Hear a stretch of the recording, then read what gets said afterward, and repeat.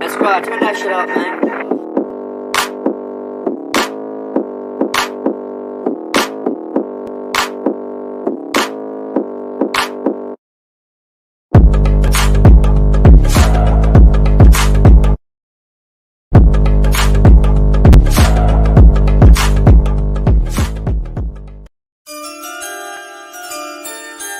Collaborate this. The Tape Never Lies network coverage of the NFL Draft starts now. Draft day, round one, the pick is in. Intangibles, hard hits, slinging pigskin. Chicago on the clock, pace on the chopping block. Pick smart, you maximize on your draft slot. Draft day, round one, the pick is in. Intangibles, hard hits, slinging pigskin. Chicago on the clock, pace on the chopping block. Pick smart, maximize on your draft slot. The tape never lies, realize potential ain't the way to go. Always draft football guys, the game is one up front.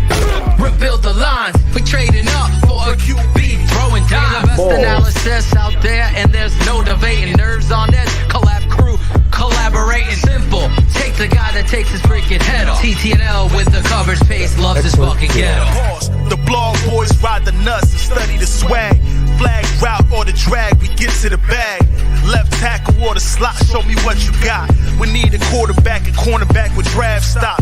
Cream of the crop, last season was a flop. Protect the red rocket in the 3-step drop. In the pocket, we need a big ugly. Nagy needs to be a coach and not buddy. Draft day, round one, the pick is in.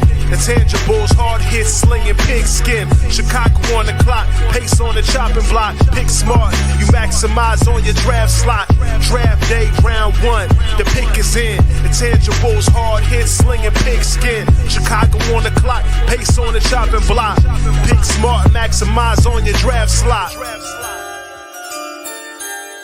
Don't be bullshitting anybody. I'm telling you right now, you can't.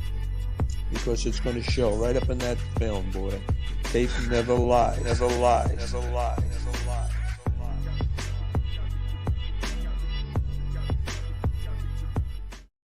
Tell him, Coach. Tell him. It never does. Welcome to day 3, everybody. Philitoshin is not here right now. He's doing the daddy thing, watching a soccer game with Tate and Dev, so he's going to be joining us here a little bit later, but we're going to jump right into this. I hope you guys are all happy as TTNL Network is entering hour 22 over the last 7 days of live NFL draft and Chicago Bears content. I'm not sure you're getting that anywhere else out there. We love all of you guys. We couldn't do any of this without you. It's been a huge couple of days for us personally here at the network, and even bigger as Bears fans. We've seen a fundamental shift in what this franchise is doing. Course correct. Seems like maybe they're figuring it out. I'm going to have to text Cool Kennedy, and the pace on the chopping block might have to come out of that song. You never know, because I think that they're probably extended their stay here a little bit. But don't have a lot of picks, and I don't give a shit. You got 2 foundational pieces. I see some people on Twitter that are upset that the Bears, bounced out of the 3rd round, and you don't fucking get it if that's your focus. You went up and got Justin Fields. You got your franchise right there. And then you followed it up with what? The next best thing, an elite level offensive tackle prospect. And if you would have told any of us, Phil, myself, George, Cars, anybody involved here, that the Bears' first 2 picks would have been Justin Fields and Tevin Jenkins, you guys would have told us that we're crazy. And it happened. It's just the way that it did. So we're going to get this kicked off. I got my partner in crime here, Mr. Bearlissimo. We're actually going to get to talk today, George, because Mr. Toshin is not here. But, man, we haven't seen too much of you. We saw you getting ready for bed there after night 1. We saw calm, cool, and collected reserve, George. But speak on it, George, a little bit about what you've seen so far, and actually share the emotion that you're going through right now after you've seen these first 2 picks in quarterback Justin Fields and offensive tackle Tevin Jenkins. I have not. I've been watching the Bears since sort of '84 when I was a kid. I have not seen two picks be the right picks, the right talent, the right value, not overpay, despite the fact we are quite obviously desperate for these positions, and still come away with two top 20 talents. Two top 20 talents in the first two rounds. It's literally unreal what we've experienced. I've not personally been through this. This is a new feeling for me. I'm looking at these guys and I'm like, yeah, that's a fire pick. Yeah, that's a fire pick. This is falling the way we want it. We are getting value. We are able to move around. We're trading up. Ryan Pace sort of hinted tomorrow is still going to stay aggressive today. There are still some guys out there that are day one, day two talents that are available to us. So I expect to see us trade up fairly soon. To be honest, I think we may even get a pick. We may even get a pick before Phil gets here. Yeah, no, I agree, George. I talked about that with Phil because I think it's, hey, listen, you can say whatever you want about this roster, and I know everybody's been down on it. They've been 500 over the last two seasons, but they've also done that with chaos at quarterback and chaos with head coach, trying to figure things out, and you're not going to make any progress here without a foundational piece at quarterback. And George, the difference maker up front. Yeah, and that's what the NFL is today. It's about difference makers, guys that are going to win their one-on-ones. And George, if you see Ryan Pace come up today and you see him add a wide receiver like a Jalen Darden, I mean, it's. I mean, the thoughts that are going through my head at the moment is that there are things I'm now finding out on a deep dive. There are stories that are now coming out that the ones that were being hidden from us, and this information that we're hearing now about things what these kids are like off screen. Tevin Jenkins. He's a nasty SOB, but you hear him speak. That kid is bright. And he is aggressive, and he knows exactly what he wants to do. And the thing is, people are talking about his footwork. I was talking about his footwork. I won't get away from the fact. I thought at times his feet go a little bit dead, and his back pedal is at times a little bit inconsistent. But his hand usage is elite, and that's something he's clearly been working on. Coach Castillo, what's the one thing he does with his players? He drills them. Fundamentals. Everything is the same every single time. And that's what's going to happen with Jenkins. But the thing that you can't coach into someone, the thing that Leno does not have, Jenkins has in buckets. Jenkins and it's exactly the same way I used to play when I used to play offensive line. The first word in offensive line is offensive. So I'm going to smack you in the mouth. I'm going to make your day hell. You're going to want to complain to your coach that you don't want to go up against me again. Tevin Jenkins gives us that up front. It's something we don't have on the offensive line until yesterday. Yeah, man. And it's – I just don't understand. Like I see Anthony Mendez is sharing that the Bears gave a C- D+ for the first round. I don't know who the fuck is handing that grade out. It's got to be is it Peter Bukowski? I don't know who it would be. It's just – Cynthia Freeland, her data analytics, because we all love stats. We had a bit of number wang. Let's just throw some numbers about. But Cynthia Freeland, her analytics said that the two top value picks, day one and day two, belong to which team? Your Chicago Bears. Justin Fields, and Tevin Jenkins. Yeah, so the day 3 is officially kicked off at pick 106 with Jacksonville, and the pick is in here, so it'll be interesting. I'm not in love what Jacksonville has done here. I mean, I know you got the quarterback, but what they've done from there with having, high picks in every round and a couple of extra picks. But, so George, throw some names out there of guys that you are kind of focused on. Maybe a couple at wide receiver. I mean, there's a tight end out there too. Are you, Brevin Jordan is still out there in Miami, which I think is a bit of a surprise here. There are a few basically that are still out there that I think are going to be great value. And tight ends, there's even some guys that are going to potentially go undrafted that could be different makers. There's a kid out of Iowa. I'm just struggling on his name at the moment, but that kid. So I'm just trying to get the actual draft order so we can see the people that are left. Jacksonville will make their selection, and they're taking USC defensive tackle Jay Tufele. Again, they're going with the line, aren't they? They're going between the two lines, so trying to get better up front on both lines. It is something that they struggled with as a team. Yeah, we had Matt Waldman on last night, George, and I saw a bit of that. Yeah, we brought up. I know you're a fan of the guy too, but I would love for the Bears, if they're moving up, I would still love to keep the last pick that they have at 228. And I really would go quarterback. I would have zero issues with them bringing in another young arm to bring into this franchise, because who knows what's going to happen with Nick Foles. We don't know there, but I mean, I think it's. I think it's going to be a post-June cut, isn't he? More than likely. Well, even then, it's it's not going to be a bad quarterback room in terms of off the field. Like Waldman said, it's going to be interesting. The dynamics that they can bring in the classroom, helping Justin Fields, be a pro off the field. The on-field production. I mean, to me, Andy Dalton obviously is the bridge guy, but we brought up Sam Ehlinger, a name like that, and if you can pick that guy up, there's a fit with the Bears in terms of coaching staff. There's a fit with sort of similarity to style of play to the guy we got at the top of it, so we don't have to change the scheme too much from when Justin is in. It's a sea change from what we currently have.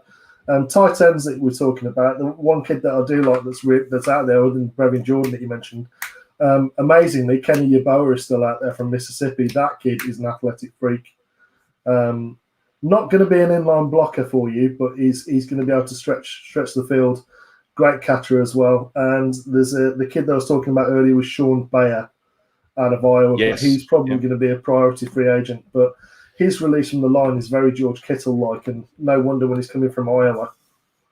There's a similar sort of away from the line. Yeah, and there's one guy, I think you and I chatted about him a little bit. If you're looking for a later guy, or even I think he could easily be a UDFA at the tight end position, and he is a guy that's going to bring some blocking to you, is Luke Farrell out of Ohio State, who has a connection with Justin Fields. George, I'm under the lens that every decision that I am making moving forward, the first person that I'm thinking of is number one in a Chicago Bears jersey. If you can bring him in some familiarity, bring him in a guy that he's used to, that he's comfortable with, that's part of my process moving forward. Justin Fields has got to be your first thought here in terms of any move that you're making on the offensive side of the football, free agency, undrafted free agency, everything. And don't undersell this, George. Don't undersell this. Matt Waldman brought this up, and this is absolutely critical. Justin Fields is an alpha. We all know that. We've all heard that about that. And you know what? The difference there is there's players that are going to want to play with Justin Fields just because of who he is. And We've seen that on the team. When have we seen that, George? When have we seen that? With a guy that hasn't even taken a single snap at the professional level yet. Well, there have been interviews on this show on Keepin It 100 where you ask players who's the leader, and they are grasping for names. That's not the case anymore. It's without doubt it's Justin Fields. Some of the stuff that we're hearing about him now is really, really encouraging in terms of some of the stories that we shared last night on the show when I was asleep, that I haven't been able to catch up on yet, but I will do at some point. I'm right there with you. If I could jump into this cup of coffee, George, I think I would. No, but I mean, the one thing I wanted to share, Shayne. So I mean, if should we bring it up now and play it? For our audience? Sure. Fire it in there. Yeah, we talked about it a little bit last night, but I know a lot of people probably haven't gotten a chance to see it. So go ahead and play it and listen along. I don't know if you've heard this, but I mean, this is something that I think is very valuable. We'll talk about it at the end. I'm learning even more. Like, his coaches have come out and were like, no, love the guy. Teammates say they love the guy. Came back, and then the petition he had. Why is it, Mark? And were you a part of any of that type of bullshit when you were coming out, where there was like maybe some smoke and mirrors being said about you that you thought they were potentially trying to disrupt your draft stock? I didn't experience a ton of that. The real knock on me was just lack of experience, right? Only playing for 1 year. 1 year starter was something that I dealt with coming out. But for Justin, so this guy, Dr. Goldman, he's a sports psychologist. I talked to him yesterday. He has some interesting information on how he evaluates players, all players and from all different sports. Okay. Since 2012, this guy's interviewed and given this basically like a mental aptitude test on an iPad of 6,500 athletes, professional athletes. Okay. Not just your average Joe walking down the street. These are like ballers. Okay. Not me. They have exactly like you. Not me. They have a learning efficiency rating on there. So it's basically like this acquisition, like, so how many reps does it take till you get it, till you understand something, and then your recall, like once you have it, can you bring it back and use it, right? That's basically what they're trying to figure out in one part of this test. Justin Fields, okay, the guy who supposedly can't go through his reads, doesn't have great work ethic, all this bogus stuff. He scored the highest ever. Okay, he scored the highest that they can rank him. 6,500. Okay, they scored a 130 on it. He scored a 130. Mahomes was like a 108. Josh Allen was like a 108. Like over 100's good, bro. He was a 130. Okay, this kid can learn. Essentially, it would equate to like an average playbook that's not that complicated. He'd learn it faster than anybody. Question. A very complicated playbook, to him, it would be like an average playbook. Question. Like, this kid was in the top 1% of 6,500 pro athletes. Question. Okay? This kid is bright. I have a question. Does he have a photographic memory? It seems like he probably has a photographic memory. I don't know exactly how that, because if he does, shakes out, but he doesn't have to be there at 4 a.m. in the fucking morning. Yeah, right. So you can see Pat McAfee there going down the Rain Man sort of route. So yeah. I'm not sure what he was doing there, but at the end, he just getting a little bit excited, I think, towards the end. But the thing that is key about that is the ability to process and recall information. And there's a story out there that Matt Nagy, when in some of the interview process with Justin Fields, gave him a couple of schemes, gave him names of schemes, and sort of like they were quite complicated in terms of, protections, routes, motions, adjustments, what your reads are, things like that. A week before the draft, apparently, he called Justin Fields and said, do you remember X, Y, and Z, name of the actual play? And he recalled that not only what the play was, the alignment, where people were supposed to be, who was on and off the line of scrimmage, what the protections were, what the reads were, and what the routes were versus different coverages. Do you think he knows what a hard count is, George? Well, yeah, I would have thought so. It's the kid, to be honest. Hearing that sort of information and knowing what it's like to sort of be able to digest and process what you have to do, the less you have to think because the faster you play. And that's evident in what he does on the field as well. So that matches up to the tape that we're talking about. Being able to play fast is about knowing what your play is, knowing where everybody is without having to think about it. That makes you process faster. That makes you make better decisions. It also means that you can be more accurate. You're not having to think about everything.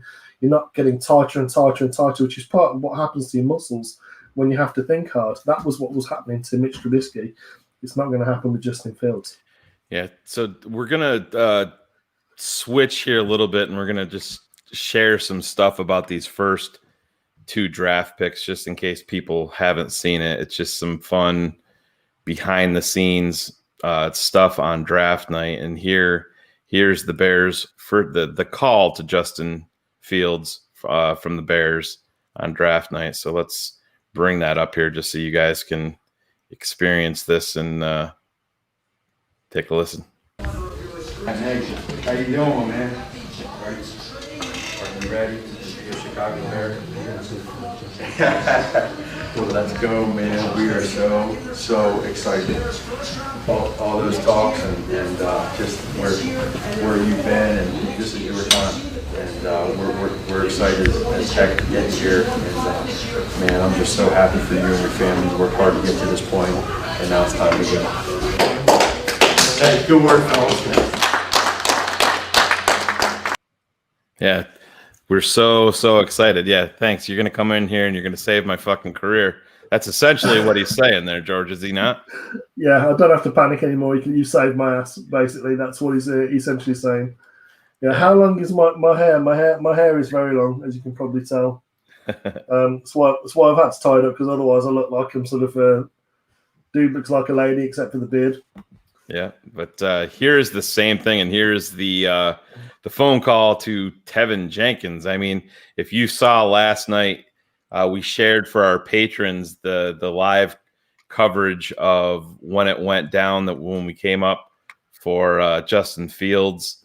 When I announced it, I was getting tipped on some picks early, so I was getting the info before it was up on the TV or people had it, and Kenneth Davis and Sean Sierra were on with us. They're like, they're flipping around their TV trying to figure out what feed I was watching. I'm like, no, I'm getting it early. And I'm like, oh, holy shit. The Bears just moved up to number 39, and you could see Phil's reaction was just absolutely wonderful. Well, I don't know if you got to watch all of that live, but the funny part about it was Steven Johnson from Shy City pops on with us.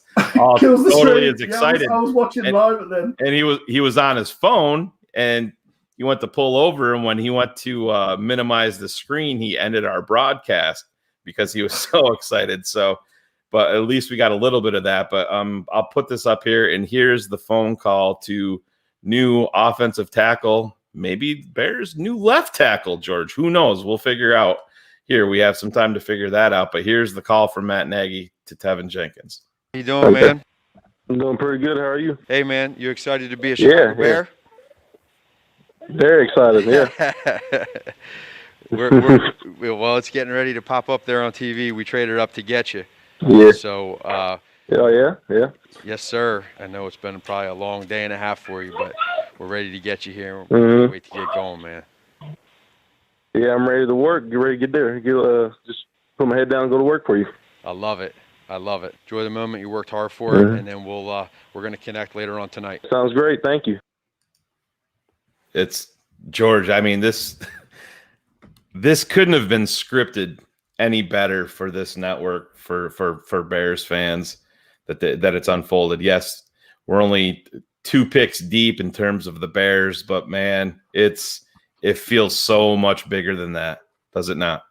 It does, and it's a vindication as well of the work we've been doing for our patrons. I feel as well in the coverage of both X's and O's and Draft Mob coming up to the draft, is that these guys that we've been talking about as being focus points for the Bears are in fact focus points for the Bears. And not only that, but we've actually got them on the team. Yeah. So for me, it's just wonderful to see, and I think there's going to be a bit of that, I think, as well this day. I mean, round 5 is that's Pacey's, that's his area. I mean, those round 5, round 6 picks, that's the way he Amos, really... Mooney, and hey, I gotta speak on this. Adrian Amos, since he left the Chicago Bears, is literally one of the biggest Bears trolls on social media at this point. And then he doesn't like it when it's given back to him either. Yeah, exactly. The Bears sign Andy Dalton, and he sends out this bullshit, emoji laced tweet laughing, and then Bears fans go after him when they get Justin Fields, and he's it's just, get the fuck, go stay in Wisconsin. You don't want us around your mentions. Stay the fuck out of ours. That's what I got to say to that. So a name that I know that me and you, we've both talked about, as well as Jalen Darden. If we could get a Jalen Darden in the slot and a Tamori and Terry on the outside, what would you be thinking then, Shayne? Because, I mean, in his last season he played for Florida State, 9 catches, 9 TDs he had. Do you know what the average was for those catches? 56 yards. Yeah, exactly. Well, George, that's the thing. You saw when we did Carr's mock draft, we were talking about it. And you have this guy coming up late, and trying to decide, or Cars is trying to decide between a couple of different guys, and you pick up a guy like Terry. Listen, is he the perfect prospect? No, he's not. But this guy is going to bring you the ability. Put it this way: who would you rather roster on your team, Tamorrion Terry or Javon Wims? You think Terry drops that? Do you think he drops that ball in the playoffs? No chance. And the thing is, the separation would be much greater as well, because that dude can run away from people in a hurry. Right. So it's interesting. There's a lot of names, and some of the names that we're seeing on the tracker at the moment. James Hudson is one that might have been a nice one to have for the Bears. The one right before that, I'm turning my 10-year-old son Riley into a draft guru, and he's starting to get more and more excited about it. He has been hoping and praying and getting excited. One of his favorite players in this draft. He's a little more obscure. Some people may not even know him, but he's been praying that the Bears draft Dez Fitzpatrick, the wide receiver. Yeah, and fast as hell. Tennessee Titans just traded up and took him at pick 109, and he saw that come across the screen, and he was let's just say very, very disappointed. But that's the name of the draft. That's how it goes. This is an interesting comment. Quick little note for you. Justin Fields' first touchdown was thrown to who? Yeah, Riley Ridley. I saw that. Yeah, in Georgia. Ridley. So, there's a chance that Riley Ridley might be moving up that sort of guys I know and trust, and I'm going to work out with, and sort of that know Justin Fields and how he works. So maybe he can get out of Nagy's doghouse and he can actually contribute this year. That would be good to see. Yeah. No, I totally agree, George. You heard Ryan Pace, I believe his exact words were that draft was the shining beacon of light. And I can remember the place where I used to do draft coverage the night before. We were looking at the best available, and I'm like, I don't know how the hell, if you come up on the clock tomorrow and Riley Ridley is still there, I don't know how you're not taking this kid. The Bears thankfully did, but at this point, George, he gets in there and he makes plays. And so to me, yes, there's been the talk. I was actually the one that brought that forward with the connection with Riley Ridley about calling out Matt Nagy early on as a rookie, and that's why he's been in the doghouse. But still, if that's completely true, who knows? But they have to see what they have in this kid. They really, really do, because he is built like an NFL prototype. He's a prototypical NFL wide receiver. Does he have all the over-the-top speed that you want? No, but he's a physical presence. He has some Allen Robinson to his game. He has a lot of Allen Robinson to his game. His footwork is particularly efficient at the top of the stem. And for a guy who doesn't run particularly fast in terms of that level, compared to you or me, he's going to run away from us like we're nothing. But at that level, he's not considered particularly fast. He's like a 4.5 guy, between 4.5, 4.6. But little update, George. One of your boys just went off the board here to Cincinnati. Cameron Sample. Cameron Sample. That was a guy that you were interested in. I remember. Yeah. Good player. Good player. But I'm not going to hate on that. That's, it's again, I think that's sort of a little bit lower down our board, and it's still like us to get another tackle in, and a guy. The picks are coming in. Picks are coming in hot and heavy. I'm getting these picks here a little early. I don't know if people are going to be upset, but I'm going to break it anyway. The Lions just made a good pick, and I think a lot of people are sleeping on this kid. They take USC wide receiver Amon-Ra St. Brown. St. Brown, yeah. And then another St. Brown in the NFC North as well. Yep. So we got two of them to face now. Amon-Ra is not as fast as Equanimous. Yep. But he's probably a better all-round receiver. Totally agree. But George, we have one more little quick video that we're going to share here. I know Phil just texted it to me and wants me to pop it up for everybody to enjoy. Let me grab it here. And this is a little bit of a look back to last night about what happened.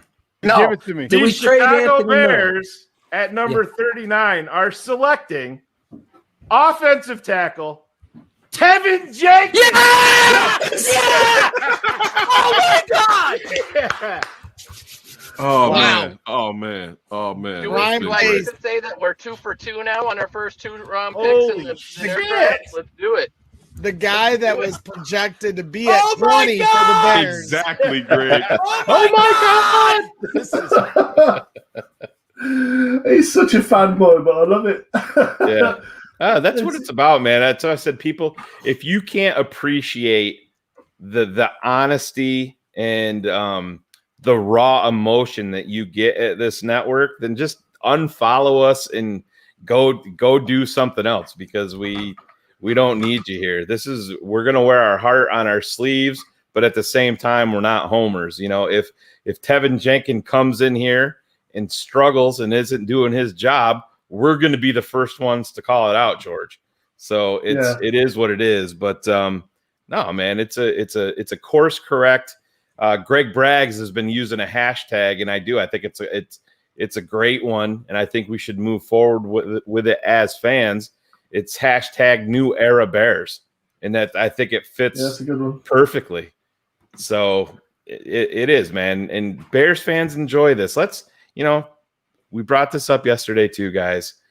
We know the quarterback history here. Let's sweep that into a hole, throw some dirt on it, and just fucking forget about it. Now let's look forward. This is the Justin Fields era.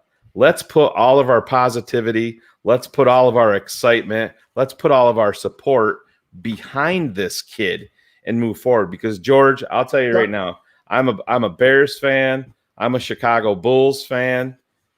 If this kid shows the promise, he is going to own this fucking city in a very, very short amount of time.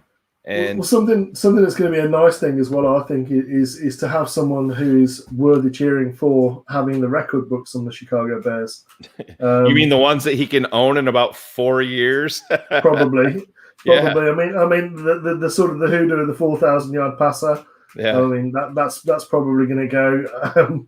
In terms of things like this, it's the ceiling for him is just so high, and the floor as well is high. So for me, it's just I can't wait. I can't wait to watch this unfold. It's the first time where I don't have a sense of dread and fear in the off season. Yeah, he's going to be looking through stuff that he's done and looking at all the picks. And George, 3 days ago, our future was Andy Dalton and Nick Foles at the quarterback position, and you see how that is switched. The Lions are actually a pick 113. This is the Lions' last draft pick for the 2021 NFL draft, and they are selecting linebacker Derek Barnes. So they've had the back-to-back picks here, and now their 21 draft is effectively over. That's a little curious. I know that they're a little bit desperate at the linebacker position, but I think there's probably better value that they could have got than that. Yeah, I think they're a little desperate at head coach too, George. Don't you? A little bit deranged at head coach. Yeah. So maybe he likes biting knees and stuff like that. You know, might be that kind of linebacker. Cameron McGrone is still there, but I mean, taking Dylan Moses, Jabril Cox. I mean, well, speak on that, George. You know, if we're getting into the inside linebackers here, the Bears have a pick coming up at 151. Friend of the network, Dustin Reagan Padilla, and I were chatting a little bit this morning before the show, just talking about different guys that may or may not be available. And, you know, I'm a big McGrone fan, as you know, but Dylan Moses, man, he has top 15 talent. There are four guys. Yeah. But at that point, George, if you're on the clock at 151 and Dylan Moses is there, boy, that to me, that is a very, very hard player to pass, because you're looking at an interior of your linebacker core moving forward. If you told me it's Dylan Moses and Roquan Smith, that's scary. Oh. I mean, there are four guys, Shayne, that I currently have linebacker that I have either a second or third round grade that are still available. And they're all similar guys in terms of scheme fit for the Bears as well. Guys who can play the run, that are fast and athletic, flowing to the ball, cerebral linebackers as well. So they're not only going to come run and hit, They're going to know what they're running towards and what they're going to hit. And those 4 names, just to sort of keep an eye on. Jabril Cox out of LSU, former. Pause right there, George, because I just got it. Yeah, the Dallas Cowboys have just selected linebacker Jabril Cox.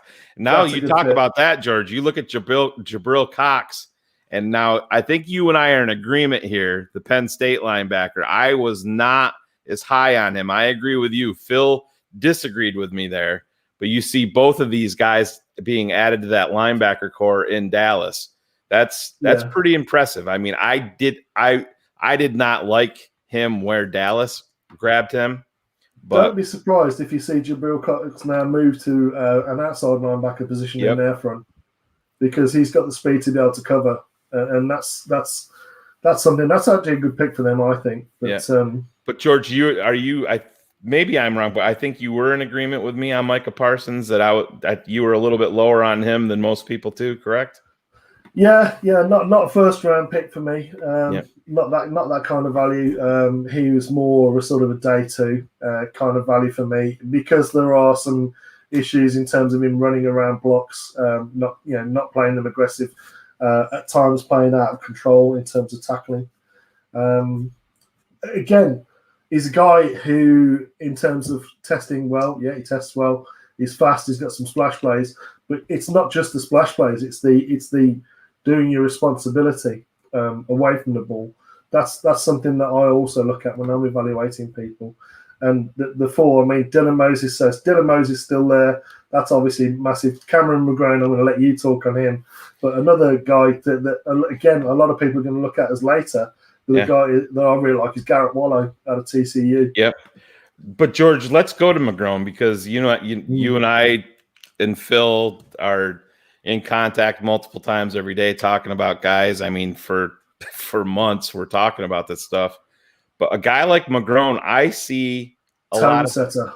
Yeah, he is. Well, to me, he's a more athletic, a more explosive Danny Trevathan. To me. Yeah, very similar in play style. I mean, he's definitely got that dog about him, but I think he's better in coverage. Oh, no. Totally agree. And that's, you have these 2 inside linebackers there. To me, McGrone, Moses, I would be over the moon with adding either of these guys. I mean, obviously we have a ways to go. We're at pick 114. Atlanta's on the clock, and I'll check my phone to see if I have it for you guys. But another one of your guys, George, we're flying through these. The New York Giants, I have their pick already. They've took your boy edge rusher Ellerson Smith is off the board. Oh, again, that's I think that's great value for them here in round 4. That's an absolute steal. They took Ellerson Smith and they just took Ojolari last night. So that's a nice little combo. I think there's a strong possibility. They're a 4-3, but I think they're probably going to. That looks like the transition into 3-4. Oh yeah, you absolutely would have to. You'd think with those 2. Drew Dahlman went to the center. Drew Dahlman from Stanford. I think Chubbs was in the chat room calling for him as a potential fit in Chicago today. I think I saw Chubbs in the chat. But a guy that's potentially an undrafted free agent is Drake Jackson out of Kansas. If you want a center who just literally just doesn't look great at anything, but he does, like the Tampa Bay center, I can't remember what his name is, annoying as hell. He's that kind of guy, and that's sort of one of the things I look at. But back to McGrone, Shayne, your guy. The thing that is outstanding about him for me is the eyes. Yep. In terms of knowing where things are coming from, knowing where his checks are. Who does that remind? Reminds you of a guy that went last night to Kansas City. They stole him in Bolton. Yeah, Nick Bolton, love him. I'd have taken him. I mean, I'd have taken him earlier in the second round personally, but again, Nick Bolton is probably one of the most physical linebackers in the draft. So he's going to be a headhunter for them. That's a great pick. Yeah, Jansen, Ryan Cox has got it. That's the name. I think that's the guy. That's Jesus, we are way ahead of the TV broadcast. The Rams pick is now in. I just got a text, and they are going with Texas A&M defensive tackle Bobby Brown, not Whitney Houston's ex-husband Bobby Brown, but the Texas A&M defensive tackle. That's a surprise because that to me is a little bit early for him. I mean, I like the player, and he's young, isn't he? But yep, he sat out last year as well, didn't he, Bobby Brown? Yep, he did. But again, you're talking about an absolute athlete at the position. But yeah, if he's gone, that's and a young kid.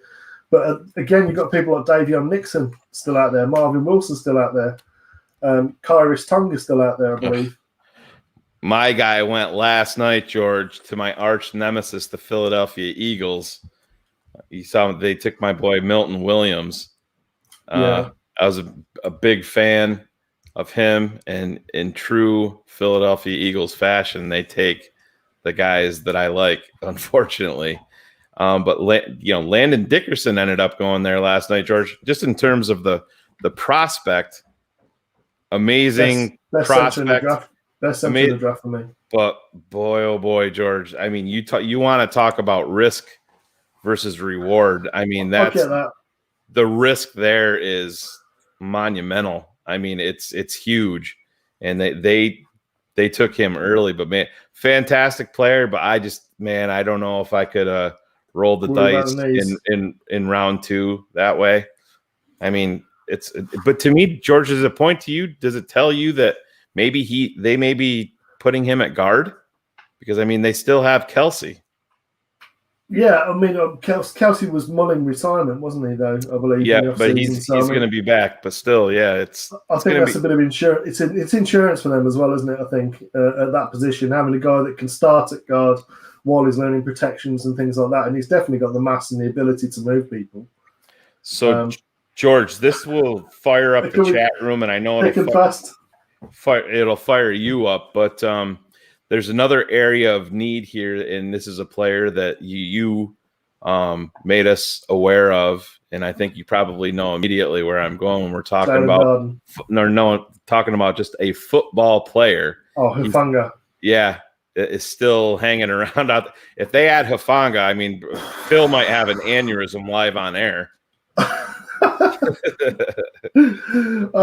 think I might need to change my underwear at that point, Shayne. To be honest, if we get Hufanga, there's a strong chance I might pass out. But George, it's going to fit because I've said time and time again, and it is true. I think that there's been a fundamental shift in the way that the Chicago Bears are drafting after 2017. I think Ryan Pace figured out very early on that he made some big blunders, and you saw it starting with the Roquan draft.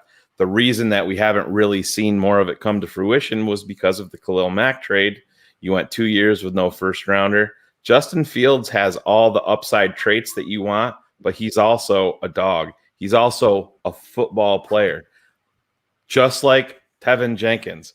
I think you're going to see definitely. You see it with Darnell Mooney. He doesn't have every God-given gift that you want in a football player, but he is exactly that. He's a football player, and he has the take the top off the defense type speed.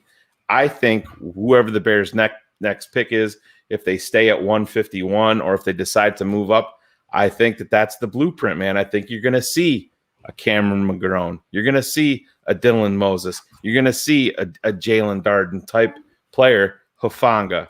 All of these guys are fitting that blueprint to me. Well, we're not just looking at sort of analytics now, and that's where I think we used to go wrong in the draft. We were looking at guys and put the calculators away and watch tape. Yeah, exactly. Watch the tape and see what you've got in terms of what you're going to get and how that fits with what you already have in terms of that room.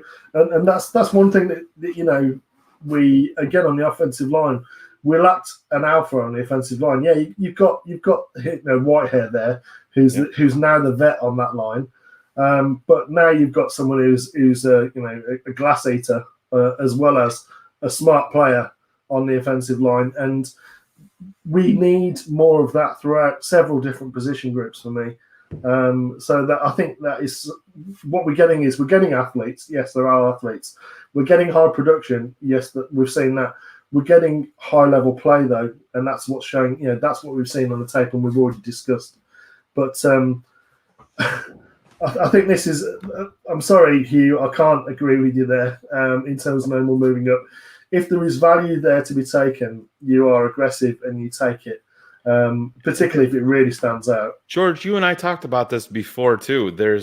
You can say whatever you want about the Bears roster, but the Bears do have a pretty good roster. There is not a ton of open roster spots because they have, you go out and you draft a wide receiver here, then you're going to, obviously, I don't think anybody would be upset if Wims was off. Anthony Miller is a wild card. I mean, at this point, if somebody wants to send me a 4th-round pick for Anthony Miller, yeah, go ahead. I'll do it. I just don't think that there's a chance for that. But you have to know your roster. And the Bears, even the part where they said that the Bears have an aging roster, there is a lot of young talent on this roster. There really, really is. And it always started at that quarterback position where you could have no consistency. But, I used to be of the mindset, just being a draft fan in itself was give me more picks, give me more picks, give me more picks. But, you get to a certain point, you have those picks for ammunition. You have to go after the value, but you have to go after the best players that you can get. And I mean, do you think, George, is there anybody last night that you were just totally crushed with in round 3 from 83 beyond that you would have said, oh man, I'll give Tevin Jenkins back if I could have, that pick here? That mentality it's so flawed because you're automatically assuming that you're going to hit on every one of these picks. You went up and you got a friggin' alpha, a dictator at an enormous position of need. And guess what you're doing? You're protecting your prized possession, Justin Fields. There's no loss to that move whatsoever. It's not even just that, but I mean, round three onwards, realistically, you're looking at either depth with upside to potentially one day become a starter, or you're looking at special teams in terms of getting people that are going to be playing there primarily initially in the start of their career. So trading one of those picks is not as scary as it might sound, because you can get a lot of those guys as special teamers. You can pick up off the undrafted free agents list. But what you can't necessarily get is a day one starter who is also going to be the best player at that position on your team. And Tevin Jenkins is going to be the best tackle that we have day one. The Vikings just went off script here with their pick that's coming up in a couple more picks. I just got the text. And the Minnesota Vikings will draft Iowa State running back Kenny Nwangwu. Exactly. I'm like, okay, all right. Hey, I mean, they had a sort of running back by committee, and that's kind of, I guess, where they're going with that is RBC. But again, that's just a bit baffling to me. Stay in the division, George. Here, let's talk about Minnesota just a little bit, because Cars hit it out of the park last night. Their picks in Darrisaw and Mond were probably the DEFCON 5 options that Bears fans were probably scared of going Darrisaw at 20 and then settling for a quarterback like Kellen Mond. And now you see both of those guys go to Minnesota. And here's the best part, George. It's been confirmed multiple places by multiple people that they were going after Justin Fields. They tried to get up to acquire him, and that just makes the pick that much more sweeter. Bears coach Rumpf, his son, is going to the Chargers. Edge rusher from Duke, Chris Rumpf. Yeah, I mean the thing with Darrisaw as well. I mean, that pick is on tape. Sometimes he looks really, really, really good, and then there's other plays where he looks very Charles Leno. Yeah, and that is scary as hell. And for me, should we block this guy, George? This comment, I have that ability. No, we'll let it slide this once. I mean, we could make him mental and block him, right? Well, it would be comedy. It would be a little bit comedy, but No, I think better keep him sweet. Well, I'd better keep him sweet anyway. I'm not sure I'm a little bit more tenuous position than you are, Shayne. But yeah, Jacksonville has just made a trade to move up, so I don't know if it would be with interesting New England because Minnesota has already made their pick. But I just got a text that there Jacksonville is on the move up, so could be with New England or with the Rams, and then Cincinnati after that. But these picks are starting to come off the board real quick, George, and the Bears are at 151. Again, in terms of fits though, from what we're seeing come off the board at the moment, there's players that I think are better fits for the Bears that are sliding. Totally so agree. Me, not particularly worried about any of these that are coming off the board so far. Yeah. So here is So Nwangwu from Iowa State, 6 foot and an eighth, 210 pounds from Frisco, Texas. I'm in the senior running back. Also, that's going to be interesting. Maybe we'll be seeing a tweet from David Montgomery sending some love Nwangwu's way. But I'm really shocked with the available talent here that's still left at that running back position. To me, I'm not so sure on this pick. Well, I mean, there are guys that sort of more, that in terms of I've looked at, that more fits what's that sort of outside zone scheme that they run, because I mean they've already got a good backup running back, haven't they? I mean, what they probably need. I mean, they could have looked at like a Kenneth Gainwell, Chuba Hubbard. Those two guys that sort of are still around. As far I love the way you say Chuba. I love it. Yeah, Chuba Hubbard. So the Jacksonville Jaguars were moving up, and they are taking UAB edge Jordan Smith. Now that's a guy that's got some traits. He's got to put on some mass, but speak on him a little bit, George. He's going to need to add more tools to his box because he's sort of a bit of a one-trick pony, but he's very good at that one trick and he's very athletic. So in terms of he's more of a speed guy around the edge, or a bull. I mean that's it. But he doesn't seem to have very much in terms of the way it counters. But I mean, again, you're looking at someone who's going to fit what you want, and if you've got some space heaters on the inside, you want someone just to keep that outside edge and be able to rush the QB. Another running back off the board, New England take Ramondre Stevenson. Now this is interesting because the Oklahoma coaches were poo-pooing this kid that he even made himself draft eligible. They made that public. So I said that's really quite the red flag in my book. But I know all of these kids are from different backgrounds, and that's two players that they've now picked up that have sort of got some red flags to them, haven't they, in terms of character? But I mean, in terms of character, that's the place where previously people that have had question marks have gone and have got their head sorted, because that's the way that the head coach is. You can't, everyone, you either ship up or you shape out. Is Fehoko still around? Is who? Was he Fehoko? Yeah, I don't think he's been drafted unless I totally missed on it. Yeah, because he's a guy that, I mean, again, the chat are talking about that is, love that dude. If you want someone to take the top off.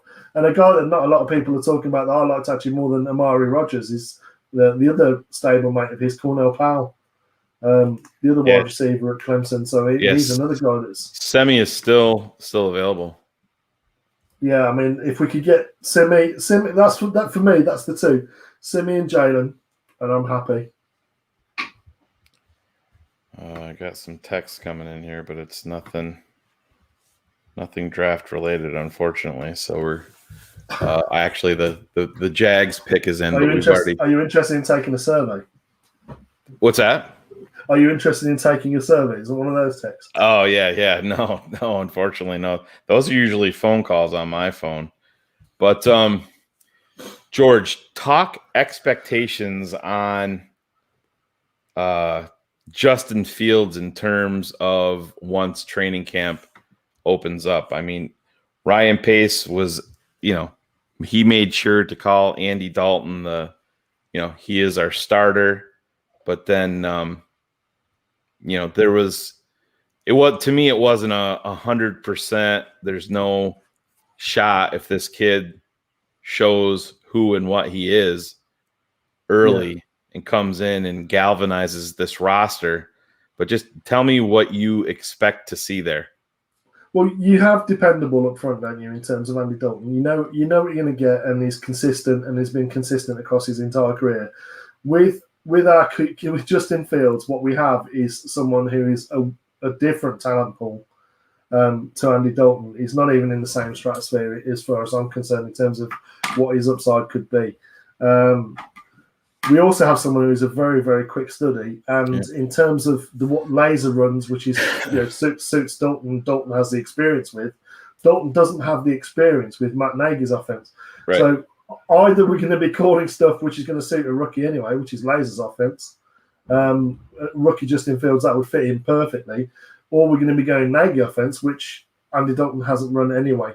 So in terms of the quick study, again, it comes back to that. In terms of Justin Fields, is a cerebral quarterback as much as he is an athlete, if not possibly even more so. And that, for me, again, in terms of the ability to to look at the playback, understand the concepts behind it, know who's supposed to be going where, and the familiarity with the receivers, well, at least one of the receivers that he already has, there's a possibility that he could move up sooner rather than later. I think it's a case of if someone's good enough, they start. You don't worry about their age, you don't worry about the experience. If they're the better person, you put that person in, and until that's the case, you work on what it's going to take to make them in that position as coaches. So just to update everybody, a Shayne guy just came off the board. One guy that I took this guy in our fight night mock, our back and forth with Phil and I, Tyler Shelvin, my little Eddie Goldman type guy from LSU. Been a big fan of him. He goes to Cincinnati. Now these picks are flying, and Philadelphia's pick is in already, and I don't have that one. They're probably going to take somebody. If they take Jalen Darden, George, I won't be happy. I may make a few phone calls to my family members and tell them to go fuck themselves. Sorry, Mom. That's usually the way that it happens with this team. Actually, I have guys doing work in my studio downstairs. We're trying to get that wrapped up, and I was down there talking to him this morning, and he's like, "Yo, you're a big draft fan." I'm like, "Oh yeah," and he's like, "I'm an Eagle fan." I'm like, "All right, go fuck yourself then." So I'm surrounded as my cat joins the broadcast, but well, don't say your cat's an Eagles fan.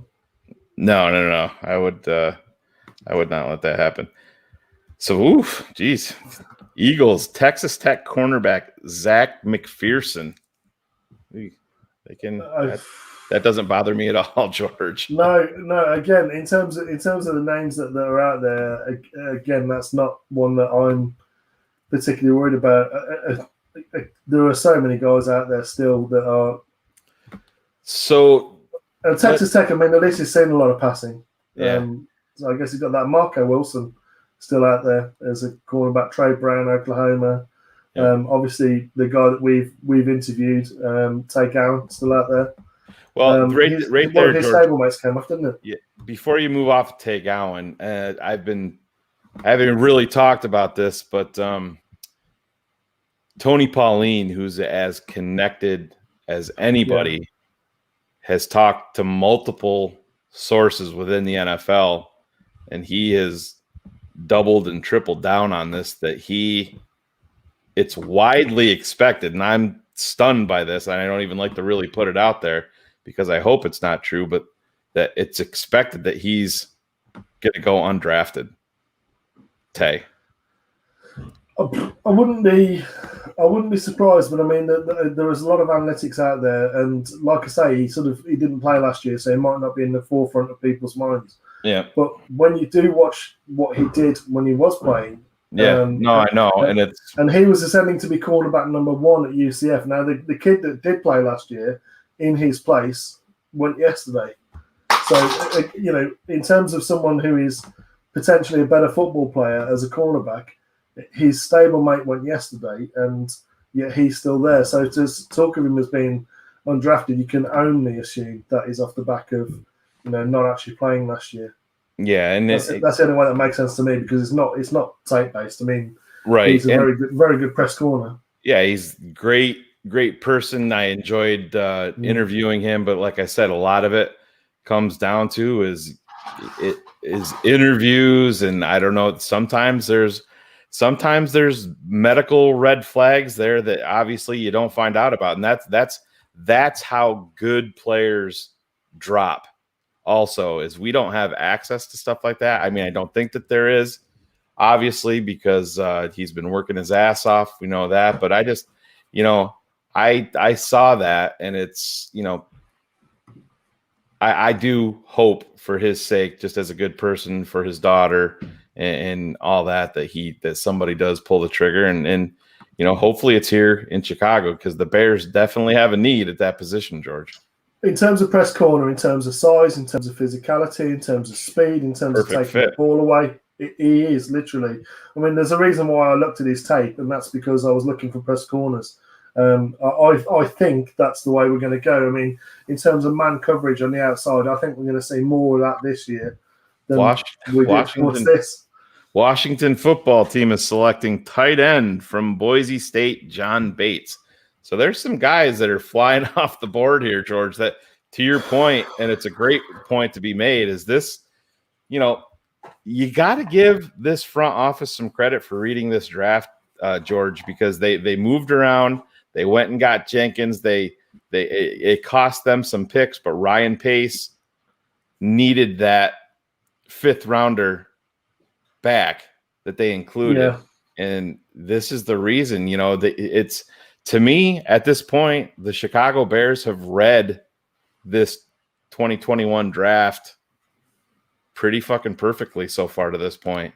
And here we are at pick 125 now, and we're not that far away. No, we're not that far away. And there are so many people that I have, like I say, day 2 kind of grades on, and they're still around. It's some of the names that we're seeing coming off now, Shayne. I'm a little bit curious as to the reasons why people are taking them, but it's let that continue. Let people keep reaching for people that are. Yeah.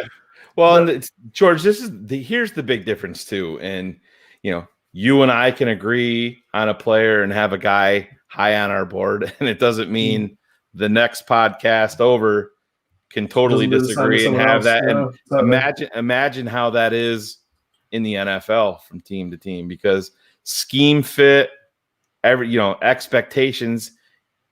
There's teams out there that can have a 2nd round grade on a guy, and another team, just because of positional value or scheme fit, has him ranked in the 4th or 5th round. Yeah.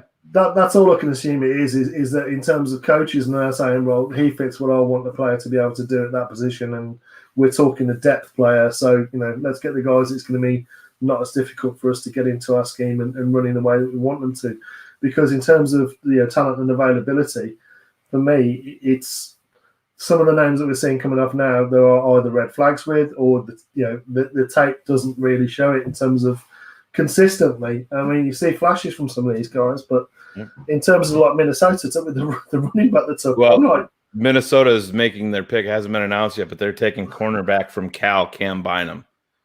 He's a good player. Yeah, he is a good player, and that's to me, George. You can speak on it. That's a Mike Zimmer saying, "I want this corner. That's my guy." I mean, would you agree there? I mean, Cam Bynum is a very smart corner in terms of he's not going to get fooled by footwork. He stays quite neutral at the top of the stem.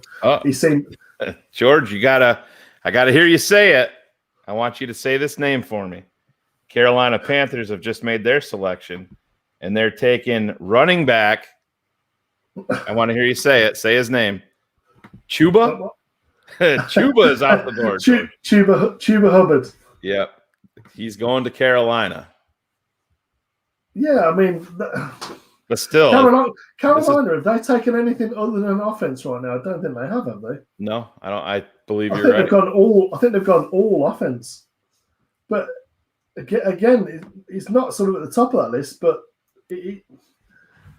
decent player, but not nowhere near the top of that list of running backs that are still left for me. But I agree.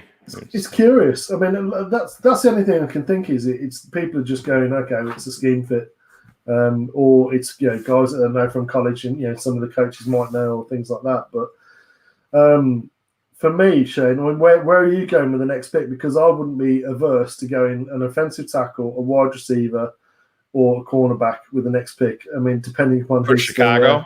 You're talking about for the Bears, yeah. Yeah, and Georgia, I'm not at all against going off the ball backer just because of what I consider tremendous value. I mean, if Georgia's last night, before this entire draft started, Zach Bradley we whiffed on the first round because they took J.C. Horn.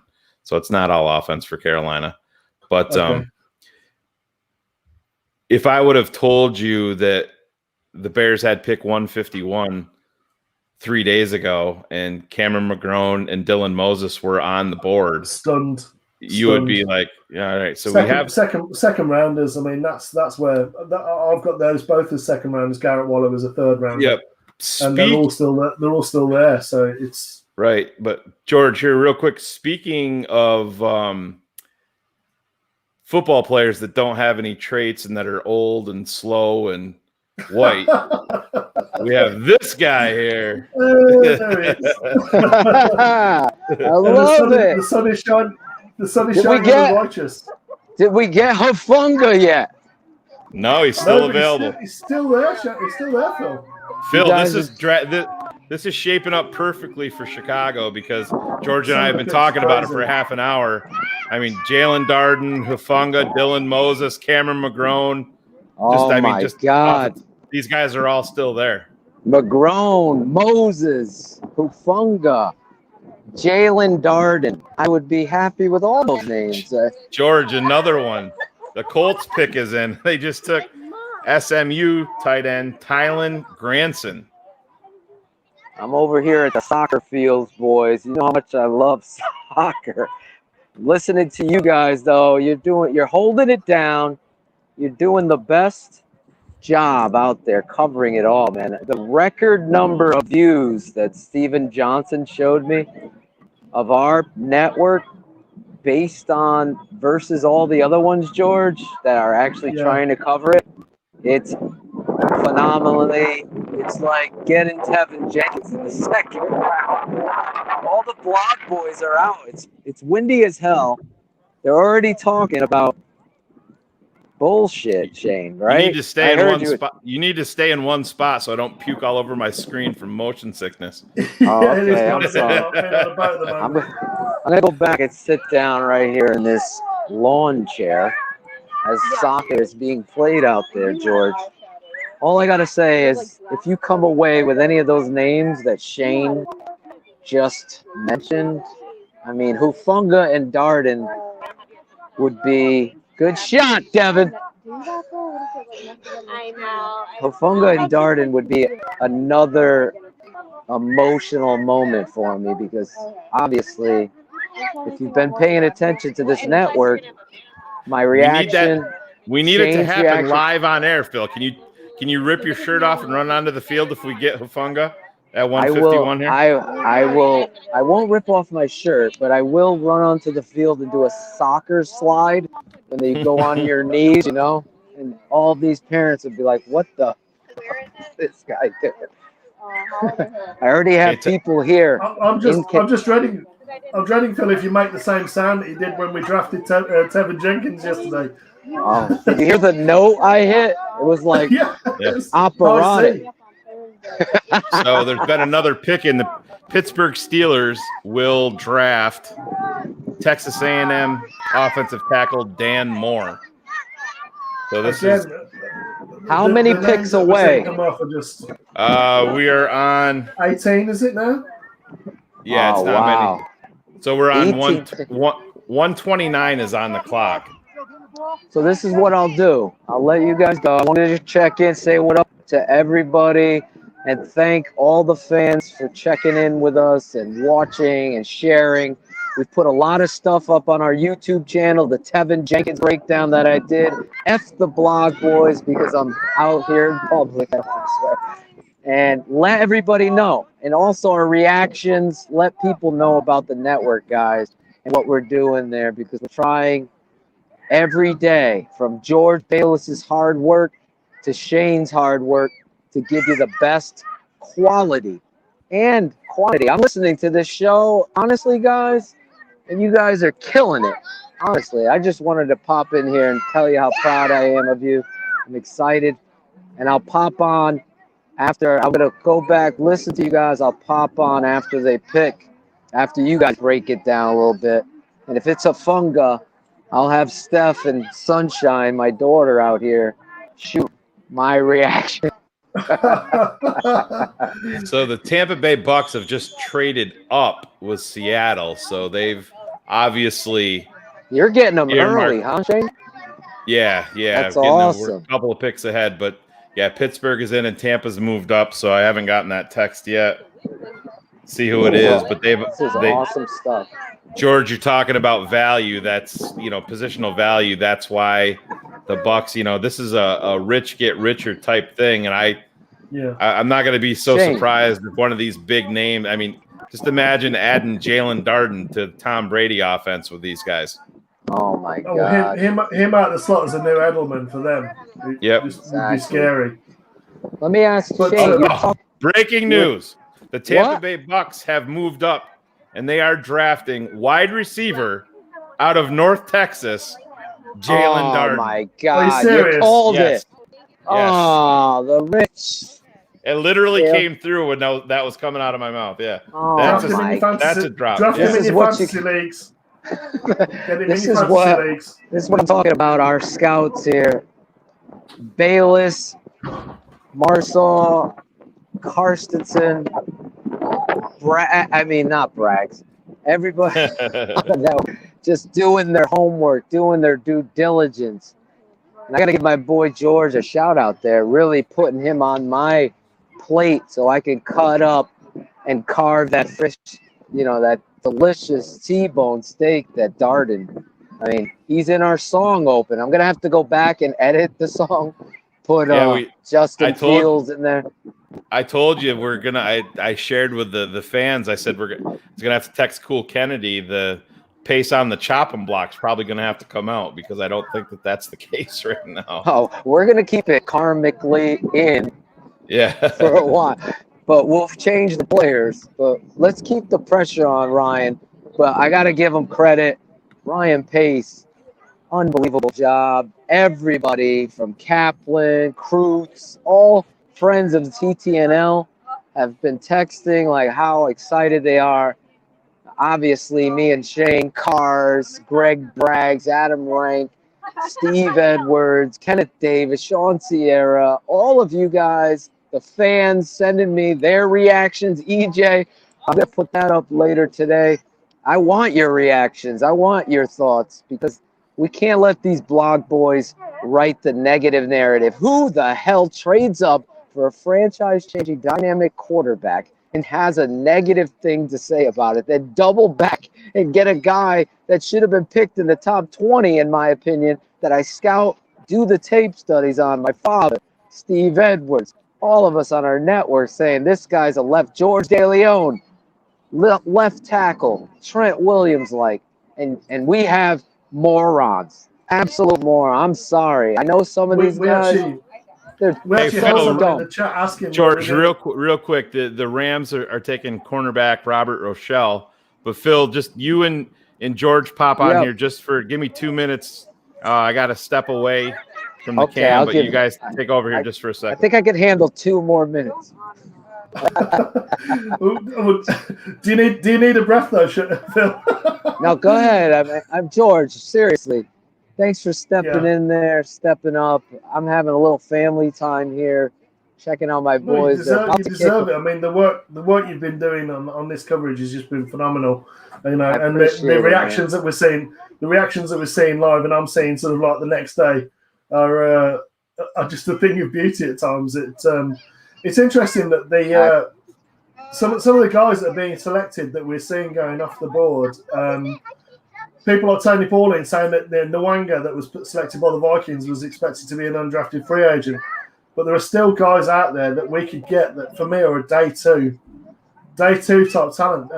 Dylan Moses as a linebacker to put next to Roquan, still there. Hufanga, still there. McGrone, still there. We have an opportunity to get scary in terms of the value that's still there for the Bears, you know, and I'm really excited to see. I'm really excited to see what he's got up his sleeve, because I think we're going to see a little bit of magic here on day 3, and we're going to be talking about people.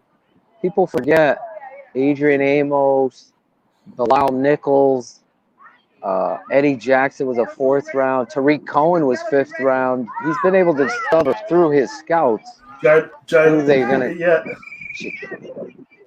But our receiver, Darnell Mooney. Darnell Mooney. How could I forget that? I mean, that right there is a piece. My son is in his soccer uniform wearing number 11 for Darnell Mooney. He's trying to get a breakaway. I could give some play. Oh, he gets tripped down. There should have been a flag on that, George. Anyway. Foul referee. Foul. Tell Steph to get out there and send a message. There's Steph. Say hi, Steph. She's covered up. Out here, guys. There's my daughter, Sunshine. What up? Everybody's happy here at the Bears. I'll let you guys go. Yeah. The game the Ravens started. are taking wide receiver Tylan Wallace. That's a perfect pick for them. Yeah, Shane, if we get that receiver from Florida State too, Tamron, I'm going to be happy as well. Yeah, Simi Fehoko still out there too. Oh, the guy from my boy Simi from Stanford. Oh my God, that would be a great pick.